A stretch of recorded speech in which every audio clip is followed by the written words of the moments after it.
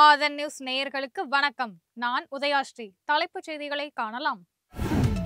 NEET தேர்வு தொடர்பாக வரும் 9ஆம் தேதி சட்டமன்ற அனைத்துக் கட்சி கூட்டம் நடைபெறும் என சட்டப்பேரவையில் முதலமைச்சர் ஸ்டாலின் அறிவிப்பு.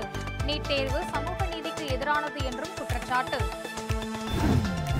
சட்டம் ஒழுங்கு குறித்து பேச அனுமதி அளிக்காததால் சட்டப்பேரவையில் இருந்து அதிமுக எம்எல்ஏக்கள் வெளிநடப்பு.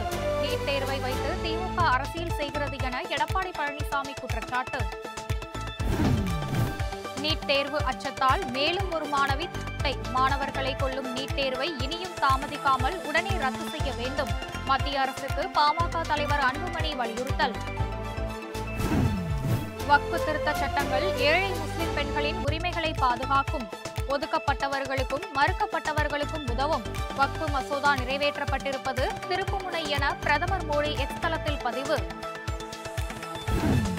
கடந்த ஆண்டு காவலர் தேர்வுகளை நடத்தாமல் இளைஞர்களின் ஓராண்டை திமுக அரசு வீணடித்துள்ளதாக பாஜக மாநில தலைவர் அண்ணாமலை கண்டனம்.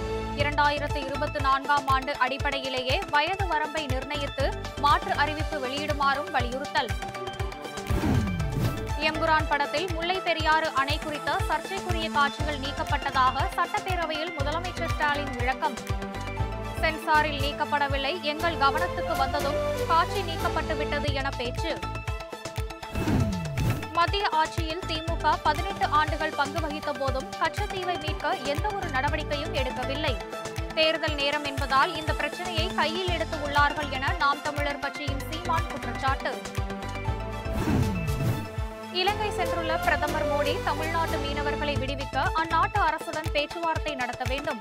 ராமேஸ்வரம் மீனவர்கள் வலியுறுத்தல்.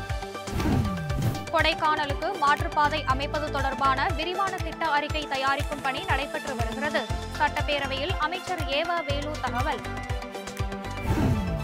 காட்டுமன்னார் கோவில் பகுதி டெல்டா பகுதியாக அறிவிக்கப்படும் என்று சட்டப்பேரவையில் அமைச்சர் துரைமுருகன் அறிவிப்பு. சாத்தனூர் அணையில் புதிய சுற்றுலா மாளிகை கட்ட 5 கோடி ரூபாய் நிதி ஒதுக்கீடு செய்து உத்தரவு. வக்ஃப் சட்ட திருத்தத்துக்கு எதிராக தமிழகம் முழுவதும் தமிழக வெற்றிக் கழகத்தினர் போராட்டம். கன்னியாகுமரி, திருச்சி உள்ளிட்ட பல்வேறு மாவட்டங்களில் நடைபெற்ற ஆர்ப்பாட்டத்தில் மத்திய அரசுக்கு எதிராக கண்டன முழக்கம். இ சேவை மையங்கள் மூலம் பேருந்துகளுக்கான டிக்கெட்டுகளை முன்பதிவு செய்யும் வசதி விரைவில் அறிமுகம். கிராமப்புற மக்களின் வசதிக்காக அரசு போக்குவரத்து கழகம் சார்பில் ஏற்பாடு. மதுரை மீனாட்சி அம்மன் கோயில் சித்திரை திருவிழா முகூர்த்த கால் நடும் நிகழ்ச்சியுடன் தொடக்கம். அடுத்த மாதம் மீனாட்சி சுந்தரேஸ்வரர் திருக்கல்யாணமும் தேரோட்டமும் நடைபெறுகிறது.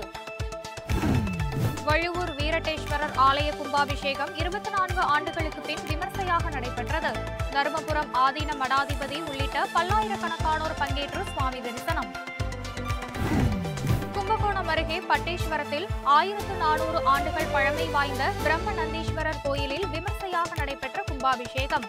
ஆயிரக்கணக்கான பக்தர்கள் கலந்து கொண்டு பக்தி பரவசத்துடன் சுவாமி தரிசனம்.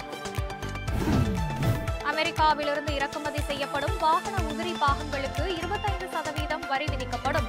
அதிபர் டிரம்பின் கூடுதல் வரி விதிப்புக்கு கனடா பிரதமர் மார்க் பதிலடி. தென்கொரிய அதிபர் யூன் சுக் இயோலை பதவி நீக்கம் செய்து அந்நாட்டு நீதிமன்றம் உத்தரவு. ஆர்ப்பாட்டக்காரர்கள் வீதிகளில் உற்சாகமாக கொண்டாடி ஆரவாரம். ஒரேயொரு வாழ்க்கைதான், அதனை வரலாறாக வாழ்ந்து காட்ட வேண்டும். வீரதீர சூரன் படம் குறித்து நடிகர் விக்ரம் தனது இன்ஸ்டா பக்கத்தில் வீடியோ வெளியிட்டு நன்றி. ஹிந்தி திரையுலகின் ஜாம்பவானும் பழம்பெரும் நடிகரும் தயாரிப்பாளருமான மனோஜ்குமார் உடல்நலக் குறைவால் காலமானார். பிரதமர் மோடி மற்றும் திரையுலகினர் ஆழ்ந்த இரங்கல். தமிழகத்தில் வரும் 20ஆம் தேதி வரை பரவலாக கோடை மழைக்கு வாய்ப்பு. கடந்த ஆண்டை போல வெப்ப அலை இருக்காது என வானிலை ஆய்வு மையம் தகவல். இத்துடன் தலைப்புச் செய்திகள் நிறைவடைந்தன. வணக்கம்.